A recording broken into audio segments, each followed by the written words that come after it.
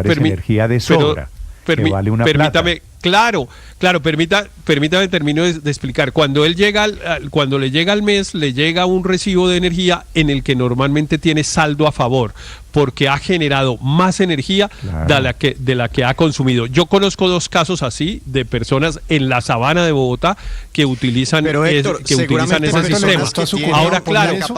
Ahora claro, uno puede.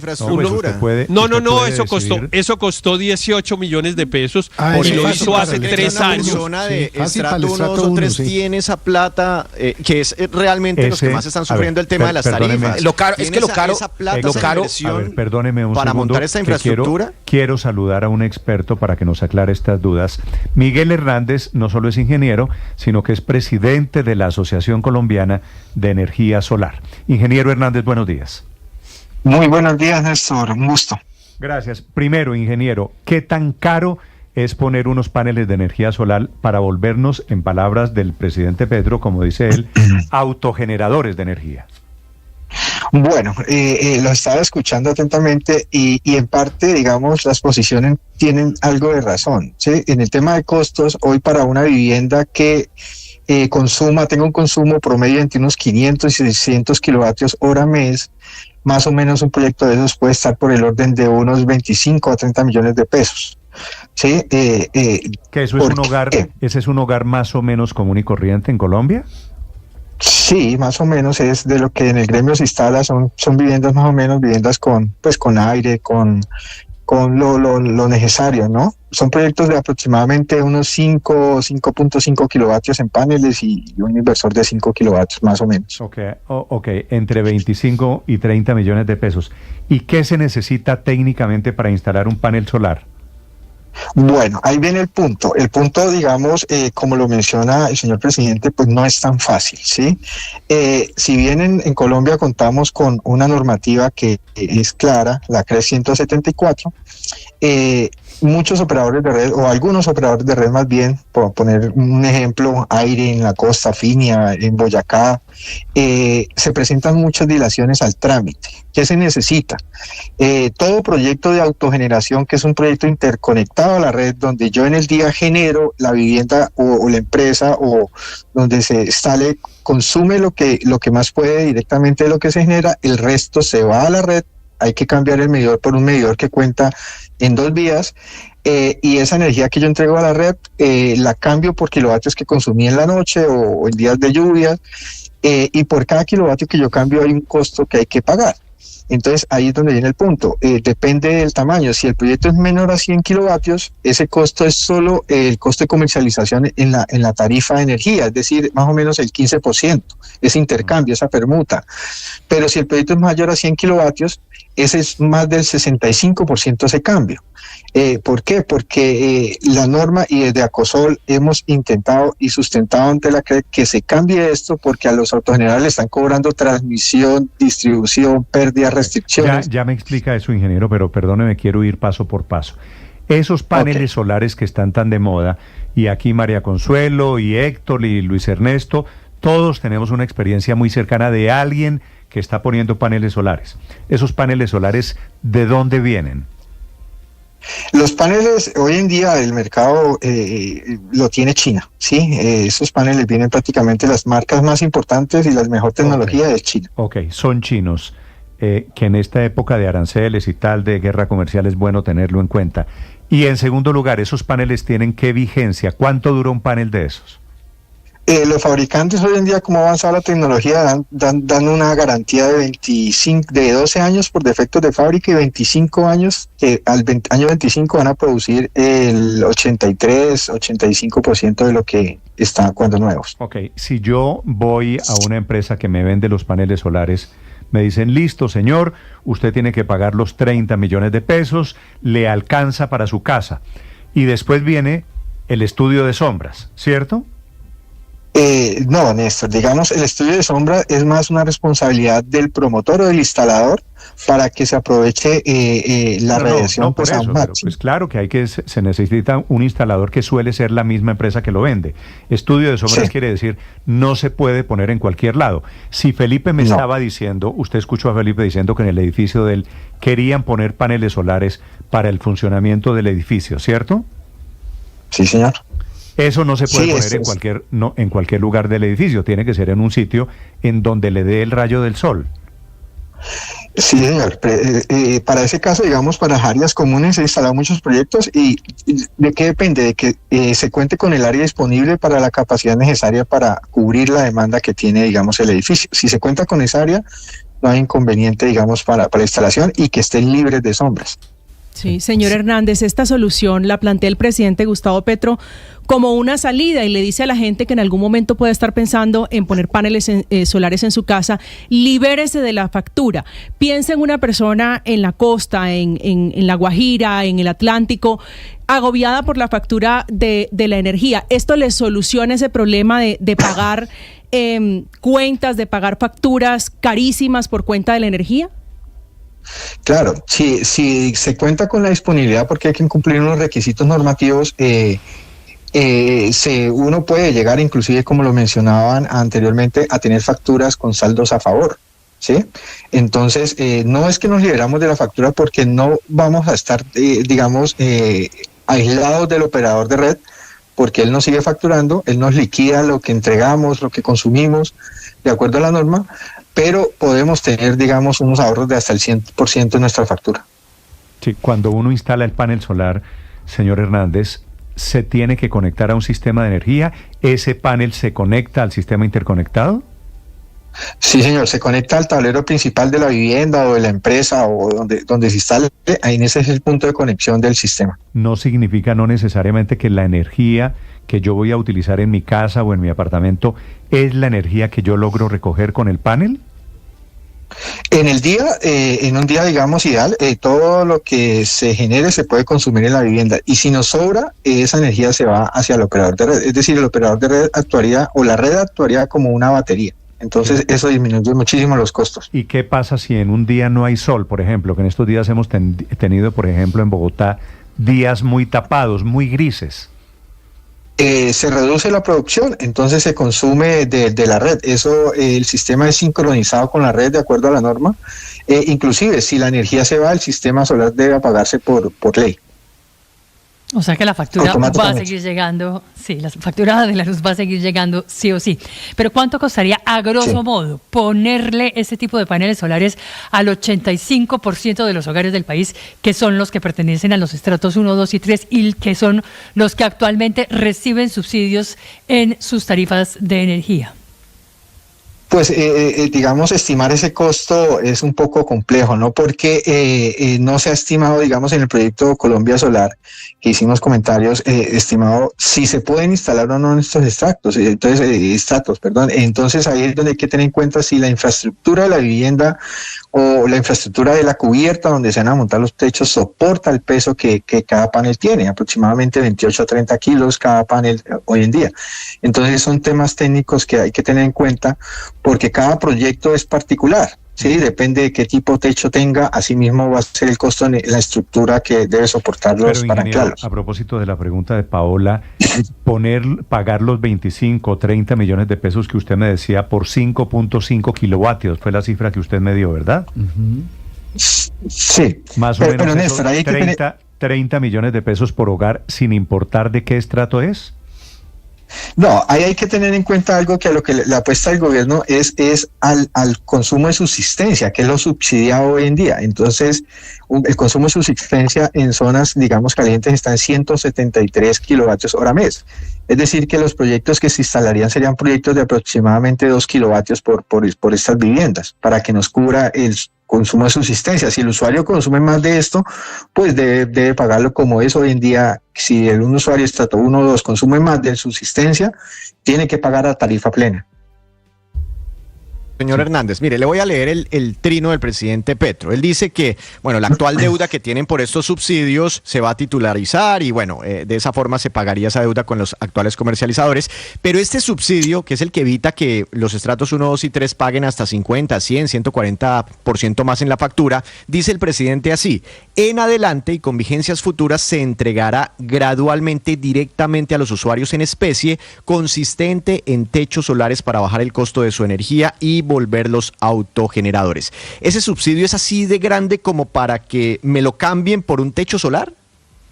No, porque ahí depende de la responsabilidad del usuario en el consumo, de no superar ese consumo de subsistencia, que es hasta donde va, digamos, el Estado para suplir, digamos, esa energía a estos estratos 1, 2 y 3.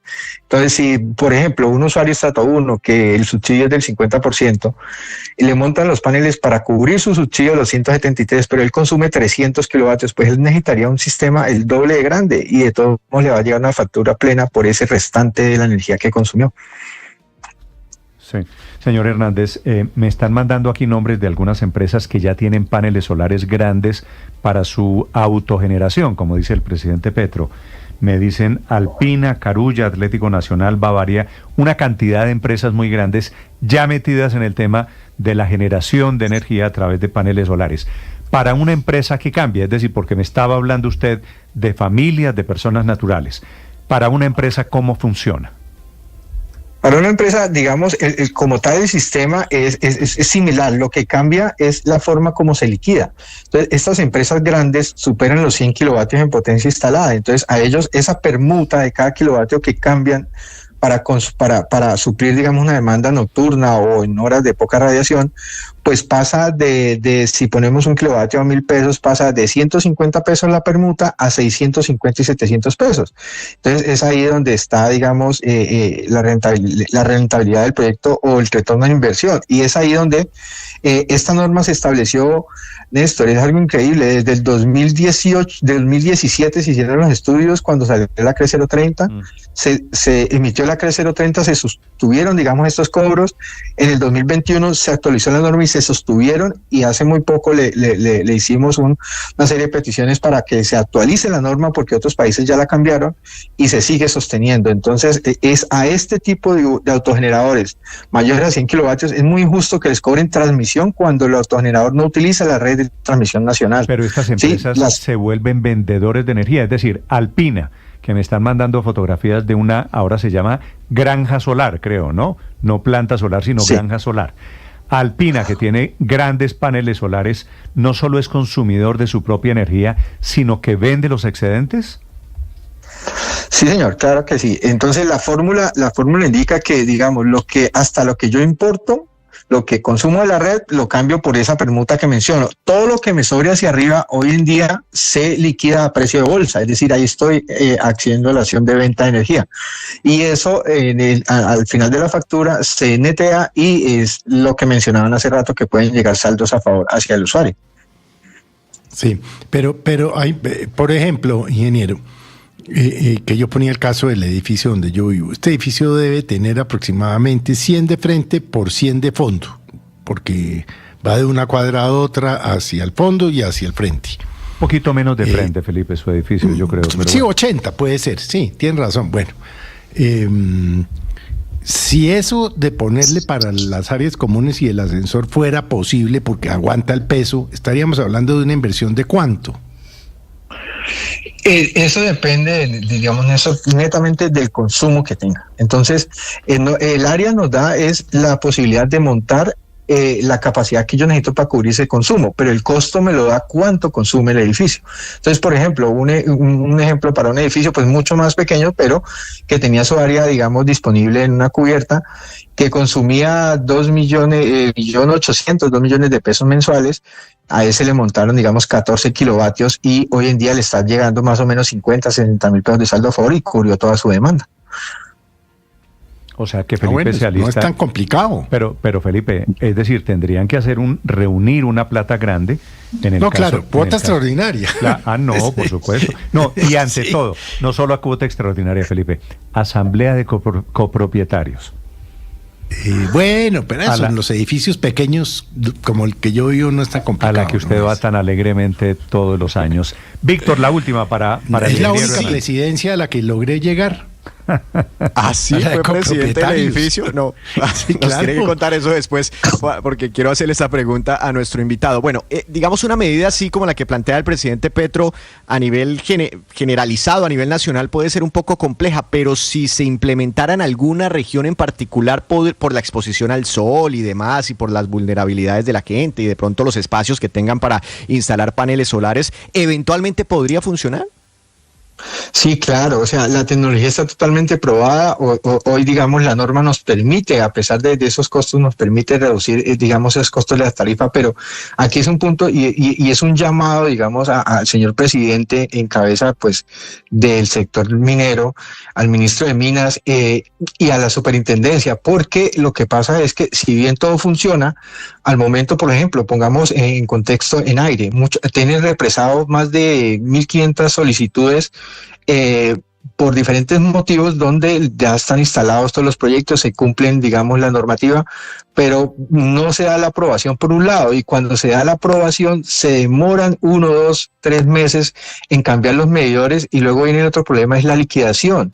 Se niegan a hacer la liquidación de acuerdo a la norma. Entonces es ahí donde hacemos un llamado, y lo hemos hecho en diferentes instancias, a la superintendencia para que actúe, porque hoy no está actuando y muchos operadores de red se relajan y no dan cumplimiento a la normativa. Entonces, si bien todo es muy viable, todo funciona, necesitamos unos cambios normativos para todavía que crezca más el sector solar, pero no está esa entidad de control que debe hacer esa vigilancia de acuerdo a las quejas que se tienen por incumplimientos de la normativa de algunos operadores de red. La tecnología está, ahora lo que sigue es utilizarla. Ingeniero Hernández, gracias por acompañarnos esta mañana. A ustedes muchas gracias. Un saludo para todos. 9 de la mañana, 16 minutos. Néstor, es el presidente de la Asociación Colombiana de Energía Solar. A propósito la de la idea conclusión del presidente de esta Petro. entrevista, Néstor, es que pues los incentivos se están dando. Entre más caro usted pague la energía, pues obviamente tiene más opciones de poner paneles solares. Si usted es una industria como Alpina, que paga tarifa industrial, que es la tarifa más alta, y que no tiene subsidios y tal, entonces usted hace la inversión y el negocio le resulta bueno. Pero claro que si usted está en el estrato 1 o 2, donde tiene una tarifa subsidiada, el incentivo para hacer la inversión pues es bastante menor, porque duraría mucho más, porque el costo de la inversión es el mismo, claro, sea una casa de estrato 6 o un local comercial, o lo que fuera. Y entonces, pues claro, el estrato 1 y 2 lo que va a tener que hacerse es un poco lo que está ofreciendo el presidente Petro, que no sé si se logre por razones fiscales, pero es que el Estado pone los paneles solares, o los pone en cada casa, o un municipio pequeño produce su propia generadora de energía para al menos suplir parcialmente el suministro y por lo tanto el costo. Pero yo sí creo que hay una gran oportunidad, sobre todo para municipios pequeños, Néstor. Yo creo que un municipio pequeño con 40.000 millones de pesos en el cálculo que se está haciendo. Pero hay que organizarse, no lo puede hacer casa por casa, no lo puede hacer vecino por casa vecino. por casa es muy malo. No, pero es que a ver, es más factible, mucho más realizable el tren elevado desde Buenaventura hasta Barranquilla. No es cierto. A ver, pero si usted lo acaba de decir perfectamente, aquí no estamos hablando del edificio de Felipe, que es estrato 6, ni estamos hablando de las industrias como Alpina, que no tienen nada que ver con este cuento. Estamos hablando de los hogares estratos 1, 2 y 3. Aquí en estrato 6 y 4 y 5 y 6, que no tienen nada que ver en este cuento. Porque le estoy hablando 6, de lo que está diciendo el presidente. El estrato 6. Claro, exactamente. Y porque a mí el presidente de la República no está hablando de ponerme paneles solares a cambio de dejarme de subsidiar un pedazo de mi factura de luz, donde el gobierno nacional pone el 80% y los hogares estratos 5 y 6 ponen el otro 20%. Eso estamos hablando de la gente pobre que actualmente sí recibe esos subsidios en su tarifa de luz con un consumo básico de subsistencia que es de 200 kilovatios hora por mes. Ese es el consumo mínimo de subsistencia. Es que no hay cómo. Pero es que lo tiene que poner el Estado. eso no hay nada que hacer. 25 millones de ¿Y la pesos no plata de tiene dónde, una Héctor? familia de estrato 2 en el municipio. No han de pagado San los Juan de subsidios Sucre. que son 30.000 pesos mensuales, 40.000 pesos mensuales por Pero cada la otra factura. cosa es Van a que no sacar es- pero eso- 25 pero eso- millones de Héctor, pesos. Pero por eso cada hogar. resuelve, Está en el reino pero de la 25 utopía, millones de pesos en el reino que de se la recuperan utopía, en 4 o 5 años. Héctor, Claro. en el reino de la utopía, en esa cosa, en el papel, en lo de la servilletica, eso Pero es es que- perfecto. No, y adicional Pero es que salga el usted Consejo- y ponga 25 millones de pesos a Una- nombre del Estado a cada uno de los Una colombianos breve que necesitan. fiscal, No no, hemos no, podido una pagar breve 30.000 pesos, 40.000 y sí vamos a pagar 25 Una millones breve de nota, pesos. una breve nota, Néstor. Señor. Es que en el Consejo de Ministros, para resolver un poco el problema que están tocando Héctor y Paola, Petro anunció para este punto vigencias futuras por 6 billones de pesos. O sea, va a destinar en vigencias futuras 6 billones de pesos para aplicarle a los hogares de estratos 1, 2 y 3 esta instalación en forma de subsidio. Pero ojo a esto, en Colombia, si vale 30 millones de pesos la instalación de cada hogar, alcanzaría apenas para 200.000 hogares. Divídame 6 billones en 30 y me da No, pues es que no 200.000 dan las hogares. cuentas, mire. De No hay- 14 no hay- millones de no hay- hogares no hay un que hay que estar país. pero ¿sabe quién está Aurelio. feliz? ¿Sabe quién está feliz con esta noticia? ¿Quién? ¿Sabe quién? Yo creo que se le abrieron los ojos ese día. ¿Quién? Don Euclides Torres, que es el gran contratista del gobierno para instalar paneles solares en los contratos Aurelio, del no he Fenómeno. querido meterme en el tema de Euclides Torres porque esto es de las buenas ideas Está hoy que sacando la necesitan- tajada grande. que necesitan no, pero mucha la tajada plata grande la está detrás. sacando Euclides O sea, Torres. la idea Pero es mire, buena, Néstor. no, pues el que- problema No. es cómo Ustedes realizarlo. escucharon que hay ustedes de- escucharon- Torres La no está intención sacando es buena, la ninguna idea no tajada tanto. De porque pronto todo una esto buena son idea sería hacer elucubraciones del granjas presidente. solares en cada municipio, Néstor. Aurelio nos Bueno, está hay haciendo la división. experiencias de esas. Aurelio está haciendo la división del dinero que dice el presidente Gustavo Petro es vigencias futuras. Una buena idea sería, por ejemplo, en las zonas donde tienen problemas o mayor dificultad y que las facturas llegan costosas, que es el punto del presidente, hacer granjas solares y volverse miren, autoabastecedores y vender incluso energía. Ustedes escucharon al especialista en paneles solares que acabamos de entrevistar y nos dijo que un panel solar tiene una garantía de 25 años de vida útil, donde tiene el 100% de capacidad después de los 25 años. Garantía de 12 años, vida útil de 25. No, garantía de fabricación, pero la garantía de la vida útil es de 25 años y que después de los 25 años se baja a 85% su capacidad de producir energía. Entonces estamos hablando que cualquier inversión que se amortice a 25 años, pues por supuesto que se justifica, y especialmente si usted está pagando en la costa, si nos está escuchando y usted está pagando una factura de 800.000 pesos mensuales, 800.000 pesos mensuales, pues sencillo. Con lo que paga de factura de luz en 2 años No, y es que eso piquito, no hay duda. ya compró Luis los paneles. Ernesto, sí, ¿y entonces, de dónde sale la plata? entendamos Pero que ojo, aquí, o sea, el a punto- diferencia de todos los que quieren ver, los que quieren aguar la fiesta y decir que todo es malo, pues aquí Todos realmente estamos de hay acuerdo una en que es una propuesta. buena idea. Hay Es una la primera propuesta. vez que todos estamos de acuerdo que es una buena No, idea. y la oportunidad El tema existe, es cómo pero se no es- implementa, cuánto Exacto. vale, quién la puede pagar, cómo la van a pagar. No, y no Eso solamente es. el costo, la expectativa de cuánta energía se genera, porque es que se cree que con algo, que con un par de paneles se va a generar la energía suficiente para cubrir toda la demanda, y hay que garantizar que existan unos estudios además para la generación y la acumulación de la energía a través de las baterías de litio, que como ustedes saben tienen además un tema complejo para su disposición final, su origen, etcétera. Entonces, lo que yo sí creo es que vender el cuento de que esto es facilísimo y que se hace de un día para otro y De que que si no a hay- nadie se le había ocurrido es por bruto, De que no hay requisitos, lo que dijo el presidente. Petro. pues no es cierto, el porque es principal que requisito es que vale una fortuna. es que vale una plata y que hay que hacer unos Que no es estudios fácil. técnicos Néstor, muy una cosa confiables chiquita. para que De De funcione. Barranquilla me escriben y me dicen, mira, hay casos de éxito. En Barranquilla. La Fundación Carnaval de Barranquilla y Fundación Santo Domingo. Claro, aquí hay una inversión, ¿cierto?, de los privados. No, es que... claro, es que- Pero ojo, es solución para el taller de la es mano. que Entonces, si hay es financiación, para estructuras siempre- de estrato 1, 2 y 3. Es decir, aquí hay un alivio, comillas, una ayuda fundamentalmente pensando en esos estratos, en estructuras que llaman comunidades energéticas Ok. y que van en el camino justamente de las granjas solares.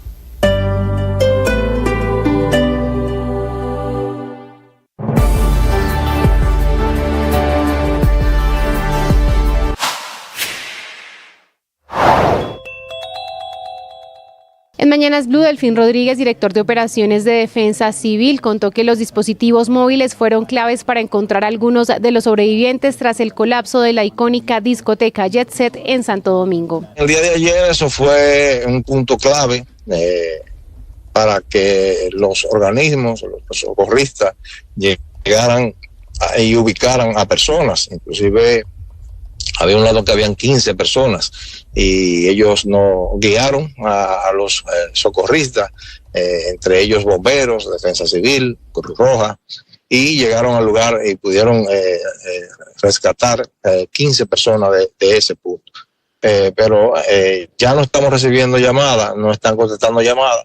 Entonces, seguimos todavía rastreando con las unidades K9, pero estamos, vuelvo y les repito, trabajando en el lugar en conjunto con todo el Estado dominicano. Sigan toda esa información en bluradio.com. En Blue le ponemos cara a la radio.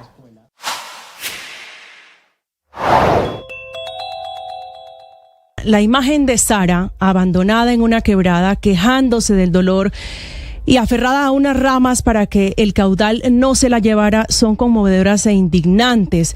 Son las imágenes de una mujer trans que tenía 32 años y que fue encontrada con sus brazos y piernas fracturadas para que no pudiera salir de la quebrada La García en el barrio Playa Rica, un sector en Bello, Antioquia, donde la arrojaron y donde la sacaron para llevarla a un centro médico donde, por la gravedad de sus heridas, finalmente murió. Su rostro no era desconocido en ese municipio, que desde muy pequeña recorrió vendiendo dulces o como trabajadora sexual, y su triste historia es también la de otras 29 mujeres trans que viven en condición de vulnerabilidad y que han sido asesinadas este año en Colombia, según datos recientes del Ministerio de la Igualdad. Es decir, un promedio de una muerte cada 3 días, y la mayoría de ellas, increíblemente, en el departamento de Antioquia, donde se registran 11 de estos casos.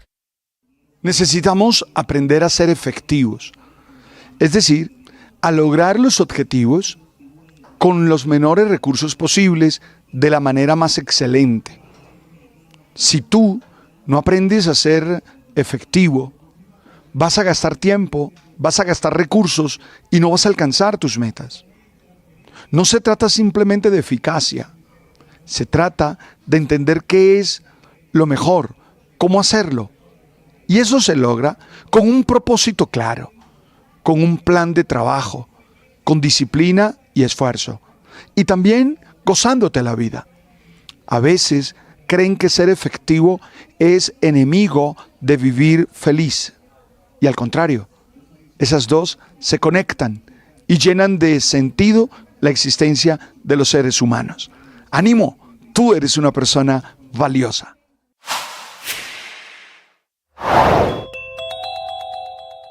Una tragedia ocurrió ayer en la madrugada cuando el techo de la icónica discoteca Jet Set en Santo Domingo se desplomó en medio de la presentación del merenguero Rubí Pérez. Sobre las labores de búsqueda y rescate habló Delfín Rodríguez, director de operaciones de la Defensa Civil. De ayer nosotros estuvimos a un llamado del Sistema Nacional de Atención a Emergencia 911 y activamos Y sobre el tema de energía, desde Honduras, en donde se encuentra esta mañana, a través de Blue Radio, responde el presidente Gustavo Petro. Camila Carvajal. Sí, señor Néstor, este es un nuevo mensaje del presidente Petro. Está hablando justamente de esa discusión, de ese debate que acaban de tener ustedes sobre energía. Y también, no solo de paneles solares, sino de la carta que han enviado los gremios para exigirle al gobierno un diálogo técnico y respetuoso en ese sector. Lo que dice el presidente Gustavo Petro es que han rechazado hasta ahora todo diálogo técnico y que quieren seguir cobrando la energía que sale del agua, que es momento de que con la seguridad jurídica que ya tiene una resolución de la CREC se puedan hacer estos cambios para ser garante del cubrimiento. Dice finalmente que los usuarios de la energía, sujetos de derechos de acuerdo con la Constitución, son esos que deberían también migrar a la energía que él llama limpia. Paralelamente, dice el presidente Petro, irán creciendo las autogeneraciones eléctricas en Colombia basadas en energía limpia. El diálogo está abierto hace meses y el sector eléctrico privado no asiste, dice el presidente. Camila, son las 9 de la mañana, 29 minutos. En Venezuela, atención, Maduro, 29 minutos. Maduro firmó un decreto con fuerza de ley que le faculta a tomar decisiones de cualquier tipo de carácter económico para responder a los aranceles y a las sanciones del gobierno norteamericano. En Caracas, Santiago Martínez. Sí, Néstor, se trata de un decreto de emergencia económica en respuesta a la guerra comercial inédita, así lo señalan desde el chavismo, ocasionada por la política arancelaria de Estados Unidos y que le otorga a Nicolás Maduro la potestad de dictar todas las medidas que considere necesarias en temas económicos. Concretamente, podrá establecer regulaciones excepcionales y transitorias, suspender la aplicación y cobro de impuestos, estará facultado para redireccionar los recursos disponibles en todos los fondos existentes e incluso concentrar en el Tesoro Nacional la recaudación de las tasas y contribuciones especiales creadas por leyes. Ese tema de los fondos existentes es que cualquier fondo que tenga el Estado en cualquier banco del Estado o el propio gobierno podrá él moverlo a un lado hacia el otro a su discreción. De igual forma, Nicolás Maduro podrá establecer mecanismos y porcentajes de compra obligatoria de la producción nacional para sustituir las importaciones, así como adoptar todas las medidas necesarias para estimular la inversión nacional e internacional, entre otras decisiones. Ante las circunstancias internacionales y el impacto de la guerra comercial y económica contra el mundo y contra Venezuela, contra todo nuestro continente, yo apelo a las facultades constitucionales que me da el decreto de emergencia económica para proteger integralmente todos los sectores productivos y garantizar equilibrio, armonía, capacidad de resistencia y recuperación frente a las circunstancias que se presentan en el mundo. Resaltar que este decreto de emergencia es similar, Néstor, al que se estableció en el año 2016, cuando Donald Trump asumía la primera presidencia y sancionó a Venezuela, y también es similar al 2020, cuando inició la pandemia por el COVID-19. Además, este decreto llega en el marco de una inflación disparada que ya pasa del 36% en lo que va de este año, primer trimestre del año, y con una devaluación de la moneda que ya se acerca al 40%, también solamente en este primer trimestre del año, consecuencia del fin de las licencias petroleras que garantizaban un flujo de dólares a la economía venezolana, que ya no estarán presentes en las próximas semanas. Y esto además también ocurre en esta declaración de Nicolás Maduro apenas una semana después de que él dijera que los aranceles no nos iban a afectar y que sería superado Venezuela el primer país en superarlo. Pues ahora dice que no, hay un decreto de emergencia económica. Néstor. Estás escuchando Blue Radio. 1 millón. 1 millón. 1 millón de noticias. Sueños, emociones. 1 millón de seguidores. 1 millón de seguidores. 1 millón. Decirlo suena fácil. Lograrlo es de trabajo. Mucho trabajo. Ya somos más de 1 millón de suscriptores en nuestro canal de YouTube. Y sumando, 1.010.000. Sumando, 1.020.000. Y sumando. Blue, más que radio.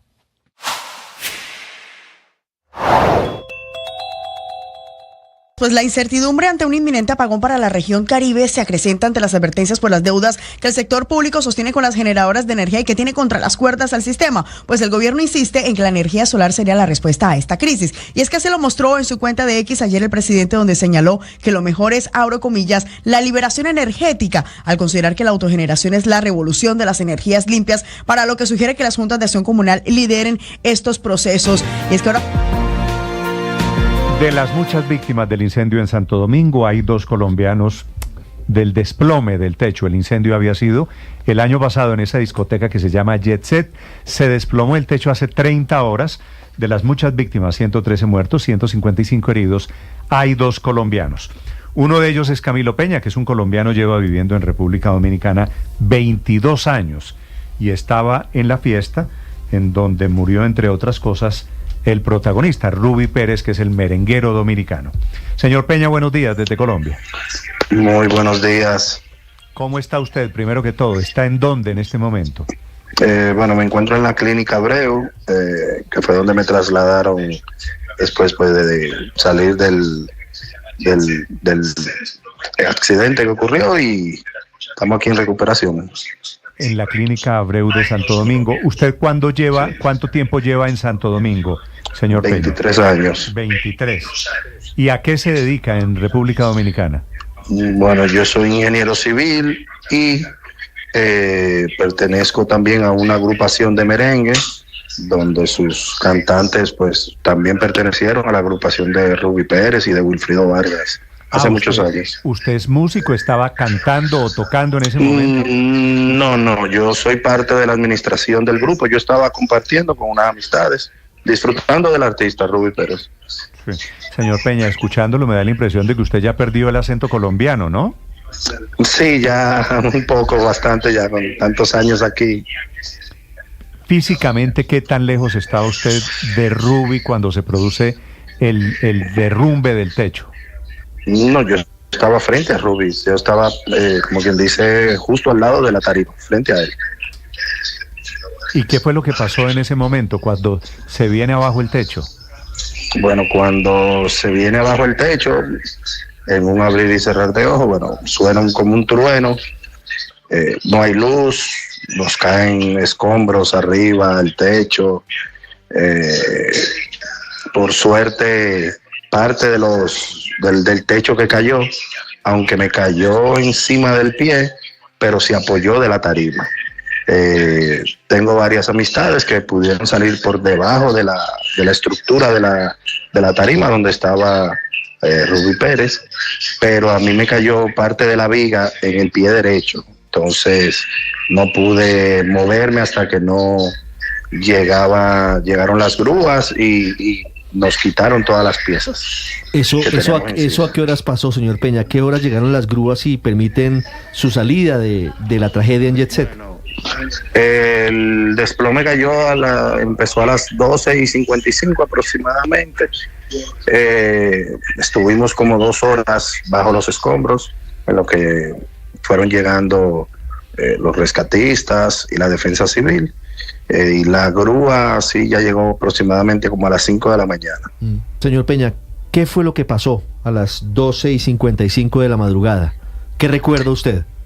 Bueno, nosotros estábamos compartiendo de la parte de atrás de donde yo estaba sentado, un poco retirado. Se cayó, bueno, como le llaman aquí, un plafón, un cuadro del techo, de esos que son como decorativos. Ahí varias personas se movieron y de un momento a otro, pues como le decía, hubo un estruendo, todo negro, y todo el mundo pues gritando, uno tratando de ver que no se haya lastimado. Bueno, es algo un poco difícil. No, sé que es difícil saber cuánto tiempo pasó, pero fue muy próximo el hecho de que se cae un plafón del techo y el desplome total de la estructura. ¿Pasó largo tiempo o fue casi inmediato? No, pasaron, ¿qué le puedo decir? 20 segundos, 30 segundos. Fue casi inmediato, Sí, fue casi inmediato. Mire, ¿qué tan cerca está usted de la tarima? ¿Nos dice que estaba a pocos metros? Al lado, no, yo estaba como quien dice, justamente al lado de la tarima, frente a Ruby. Frente a Ruby. Sí. ¿Sobre la tarima cayó la parte importante del techo de Jet Set? Sí, hay una viga o sea, la tarima tiene un anexo de alucín. Entonces la viga hasta, como quien dice, hasta el límite del techo, ese fue el que tengo entendido que el que cayó en la tarima, que era una viga considerablemente grande, que le afectó a Ruby y a otro de los músicos. ¿Hubo tiempo para eventual salida de gente cuando empieza a producirse la caída del plafón, señor Peña? No, la verdad tuvieron, pues, como uno diría, suerte el que fue al baño, porque la estructura del baño no pertenecía al techo que se cayó, sino era un anexo. Tengo amistades que cuando vieron pues que se cayó lo que es el plafón, alcanzaron a salir por una puerta de emergencia, pero igual les agarró un pie, les lastimó, pero fueron segundos. ¿Cuántas personas podían estar en la discoteca en ese momento, señor Peña? Aproximadamente unas 750, 800. Estaba llena la discoteca. Sí, señor Peña, quisiera preguntarle por unos videos que han circulado ampliamente en redes sociales donde se ve a personal de esta discoteca antes de que arranque la celebración recogiendo lo que parecen ser escombros. ¿Usted o alguien de las personas con las que ha podido conversar le ha comentado algo relacionado con esto? No, la verdad no. Yo tengo muchos años asistiendo a la discoteca, o sea, conozco el lugar, nunca había ocurrido nada. La verdad, yo vi los videos, pero no sé si fueron antes del incidente o si fue, porque hay comentarios que dicen que habían sido días anteriores. porque la discoteca abre viernes y sábado al público como en general, como discoteca para compartir, y los lunes es que llevan artistas. Fíjese que hay un video, también una declaración de una de las vecinas de ese sector quejándose por el ruido. Ella dice que habían advertido de los riesgos de un incendio hace ya unos años que puso también en riesgo esta discoteca. ¿Qué tan cierto es, señor Peña, si usted conoce, usted me dice, visito o visitaba con frecuencia esta discoteca, que ya había alerta sobre los riesgos, sobre el peligro que representaba esta discoteca, por el, entre otras cosas, el movimiento o la vibración que generaba el sonido? Pues bueno, sí, hace aproximadamente 3 años, hubo un tema de un incendio, pero se tenía entendido que se había pues reestructurado y se había reparado, se había arreglado, porque la discoteca ya después siguió funcionando y nunca había tenido ningún tema. Mire, hay muchas versiones, señor Peña, en estas horas sobre las causas de la tragedia en Jet Set. Hay una que señala que se habría ubicado otra plancha de hormigón de cemento encima de la que existía actualmente, es decir, que se había aislado con material que permitiera una mejor acústica, y encima se habría puesto otra capa de hormigón, de cemento. ¿Eso se ha comentado? ¿Usted lo ha escuchado, esa posibilidad? No, la verdad no. Lo que sí he escuchado es que tengo entendido que hicieron varias estructuras, pero aligeradas encima de la estructura, y lo que sí es lo que hemos informado es temas de aires acondicionados que se habían colocado y que dicen que el peso pudo haber afectado parte de la estructura, pero no sé en qué tiempo tenían esos aires, no sé si fueron en el mismo tiempo del incendio o después del incendio. Sí. Estoy entrando a un ascensor porque me va a llevar a otra área por si la llamada se corta. Lo dejo, ni más faltaba, no lo molesto más. Señor Peña, gracias por atendernos, le deseo una pronta recuperación. Ya. Y saludos. Ya entró al ascensor. Ya entró. Y saludos a la familia de su amigo Rubí Pérez, un músico colombiano. Siempre hay un colombiano allí metido en el corazón de la tragedia. 9:41. Estás escuchando Blue Radio.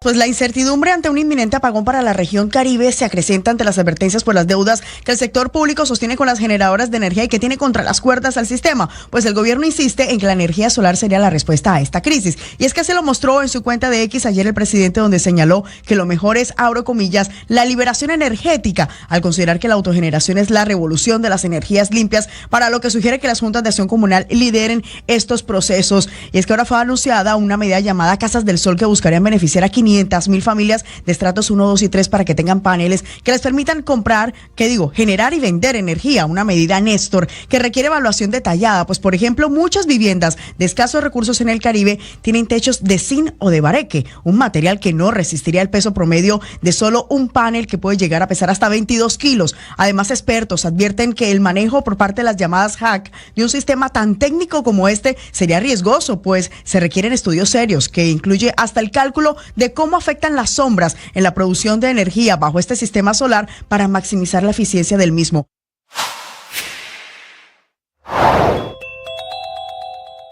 Allá no hay oposición, allá nadie que tenga origen político. La elección de magistrados del Consejo Electoral no implica que somos activistas políticas al interior del Consejo Electoral. Allá se obra con el linaje que requiere una magistratura con todo el rigor jurídico y con todo el apego al ordenamiento nacional. En la mañana de este martes, el Congreso en pleno eligió a Álvaro Echeverry como nuevo magistrado del Consejo Nacional Electoral en reemplazo de César Lorduy, quien renunció en diciembre pasado. El candidato postulado por Colombia Justa Libres fue escogido con 205 votos, mientras que... De la mañana, 43 minutos. A esta hora la información deportiva con TCC en Mañanas Blue. Se viene por allí Candelo, abre Camilo para Balanta, en el medio para el remate, ¡qué golazo!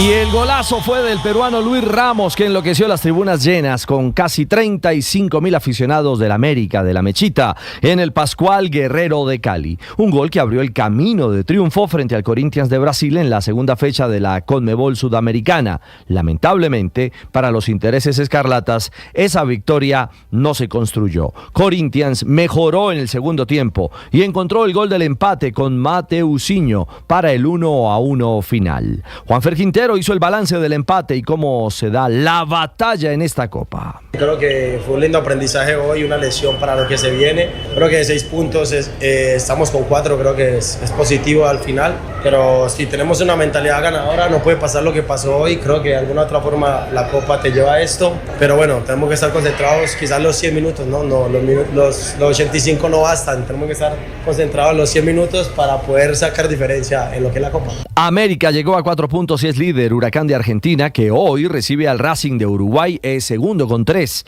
Ahora Corinthians es tercero con 1 y último el equipo charrúa sin puntos.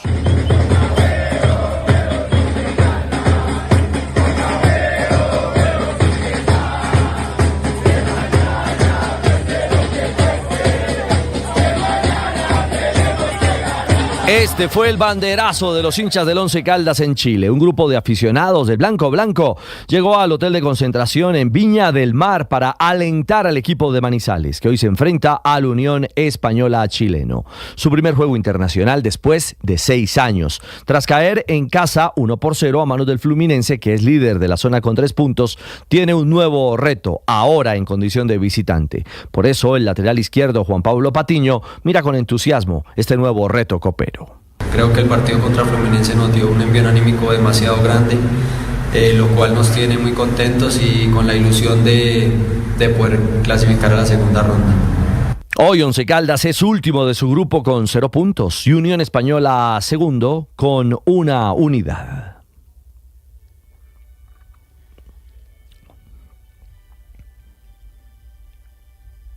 La Champions, siempre la Champions, que no defrauda.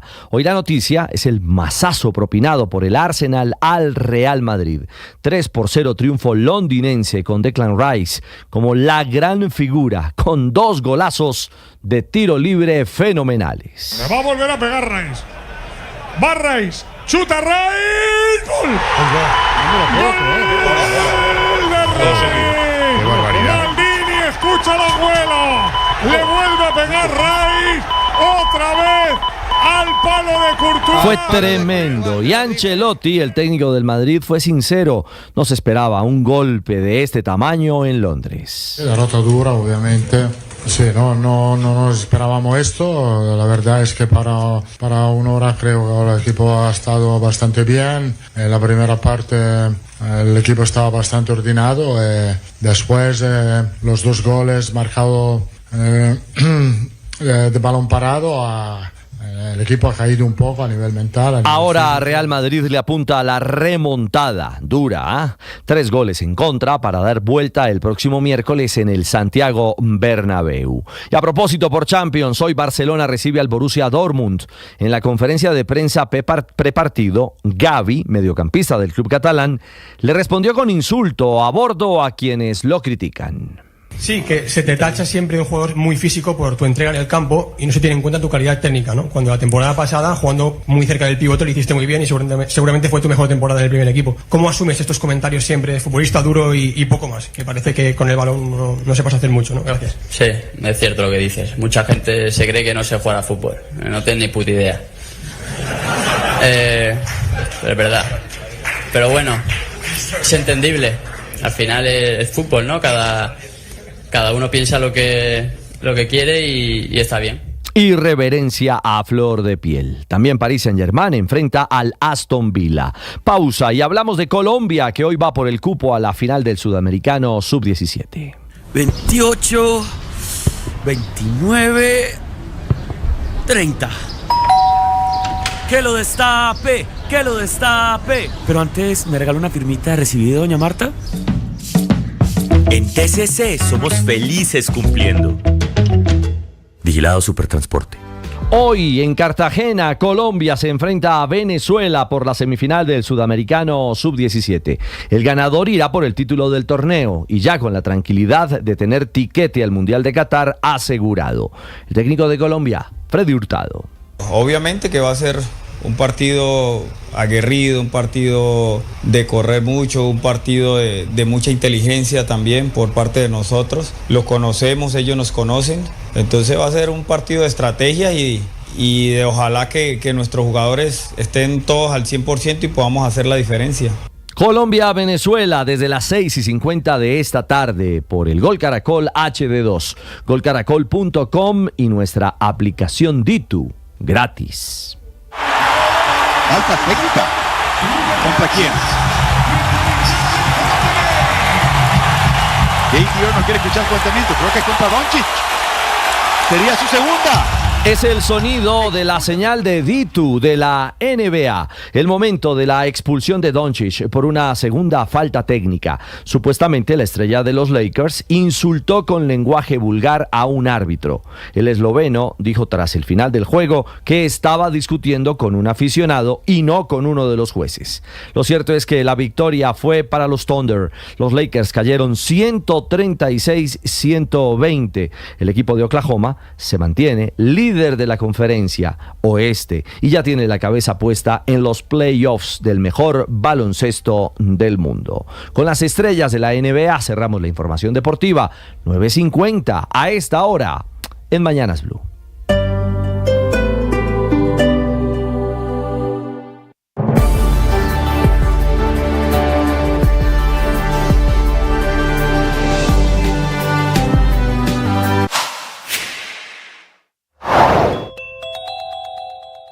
Recambio en los subsidios de energía a los estratos 1, 2 y 3. El 85% de los hogares del país que desde hace 30 años reciben ayudas para financiar la luz que consumen, hasta 200 kilovatios hora por mes, según lo establecido en la Ley 142 de Servicios Públicos Domiciliarios y más exactamente en el artículo 25 de la Ley 225 de 1995 que determina un subsidio en la luz de hasta el 50% para el estrato 1, hasta del 40% para el estrato 2 y hasta del 15% para el estrato 3. Una plata que sale y que ha salido en los últimos 30 años en una quinta parte del bolsillo de los hogares más adinerados del país, de los estratos altos, de los 4, 5 y 6, que lo pagan además a través de sus propias facturas de luz. Pero en su inmensa mayoría unos subsidios que salen del gobierno nacional en un 80%. Gobierno que actualmente está en mora en el pago de dichos subsidios y retrasadísimo en los giros que tiene que hacerle a las empresas comercializadoras, con una cuenta por pagar que ya supera los 2.8 billones de pesos solo en subsidios, es decir, sin contar los 3.2 billones de pesos del salvavidas de la opción tarifaria que se dio durante la pandemia.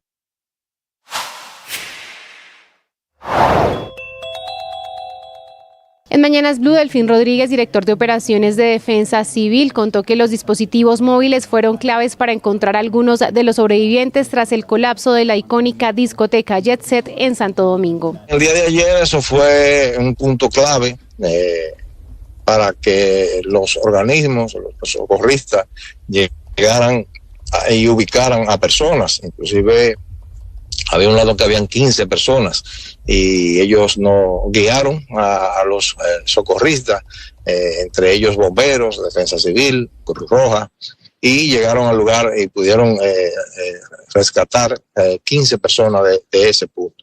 Pero ya no estamos recibiendo llamadas, no están contestando llamadas. Entonces seguimos todavía rastreando con las unidades K9, pero estamos, vuelvo y les repito, trabajando en el lugar en conjunto con todo el Estado Dominicano. Sigan toda esa información en bluradio.com. En Blue le ponemos cara a la radio.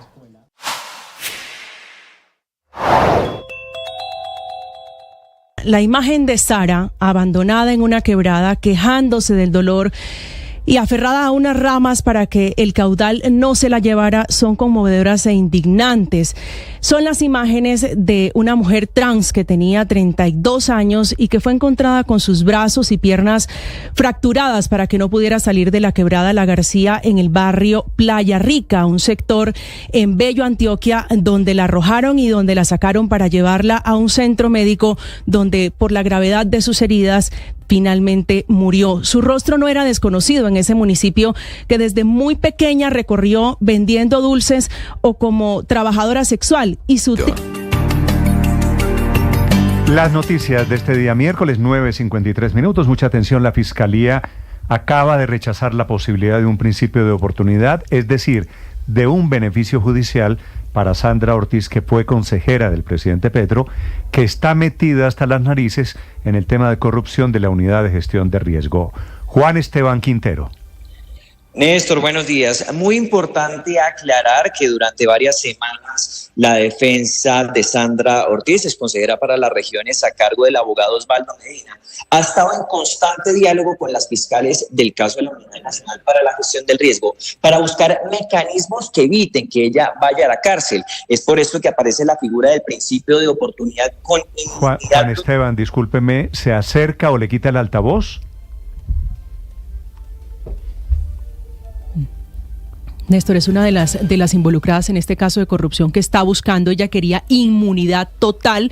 La Fiscalía rechaza esta petición porque dice que no encuentra inconsistencias en el relato. Fíjese que hace apenas unos días revelaba la revista Semana que uno de los ofrecimientos que ella había hecho era entregarle información sobre cómo se dio la elección del magistrado Vladimir Fernández, magistrado de la Corte Constitucional, que supuestamente el dinero que le habrían entregado a los congresistas habría ido en dos direcciones. Por un lado, impulsar las reformas del gobierno del presidente Gustavo Petro y por el otro, impulsar la candidatura y final elección de este magistrado que es cercano al presidente Gustavo Petro. 9:55. Lo que hace la Fiscalía esta mañana es rechazar la posibilidad de inmunidad total, que ya lo había hecho con Sneider Pinilla y con la cúpula directiva de la Unidad de Gestión de Riesgo, que quieren salir con todo el nivel de impunidad posible. Pero es que el argumento de la Fiscalía es muy válido y está con incoherencias y dice cosas que no vamos a poder probar y que no va a aceptar un juez. Con contradicciones, que no puede sustentar lo que dice. Es decir, resultó también mentirosita la Pero doctora. Al final, Felipe, tiene la Fiscalía, le pone una nota al margen a esta comunicación diciendo